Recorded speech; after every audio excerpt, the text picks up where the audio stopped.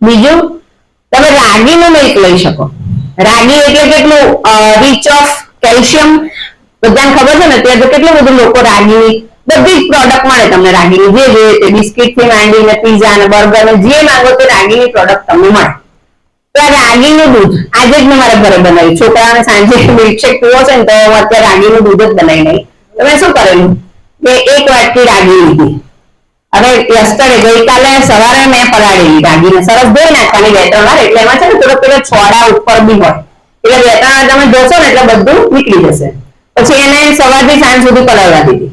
પછી રાત્રે એમાંથી પાણી કાઢી નાખ્યું અને સવારે શું થયું એમાં સ્પ્રાઉટ્સ થઈ ગયા, ફણગા ફૂટી ગયા.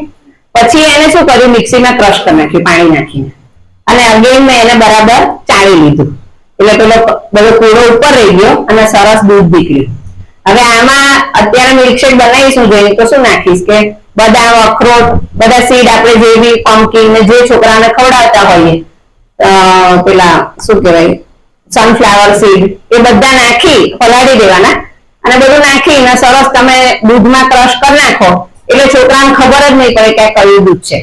કેમ કે એમાં જે ફ્લેવર જોઈતી હતી એ તો આપણે નાખી દીધું ને, એલચી ને પિસ્તા ને બધું નાખો એટલે ફ્લેવર તો મળી ગઈ. પછી એમાં તમે થોડું મધ નાખી દો એટલે એકદમ હેલ્ધી, ટેસ્ટી, કોઈ પણ સાઈડ ઇફેક્ટ વગરનું તમને મિલ્કશેક મળી ગયું. આવું સેમ તમે સ્ટ્રોબેરી નાખો, મેંગો નાખો, પણ કઈ ફ્લેવર એડ મતલબ જેમાં કઈ સુગંધ હોય ને એવું કંઈક એડ કરી દેવાનું એટલે છોકરાને ખબર નહીં પડે અને આપણને બી ખબર ના પડે કે આપણે આ દૂધ નથી પીધું. અને ફાયદો જ ફાયદો. તો આ 2 દૂધ થયા. આવું સેમ તમે બદામનું પણ દૂધ બનાવી શકો. આવી જ સેમ રીતે બદામ રાત્રે પલાળી દો, સવારે એના પેલા છિલકા કાઢવા હોય તો કાઢો, અધરવાઇઝ તમે જે ચાળો ને એમાં બધા છિલકા નીકળી જાય છે.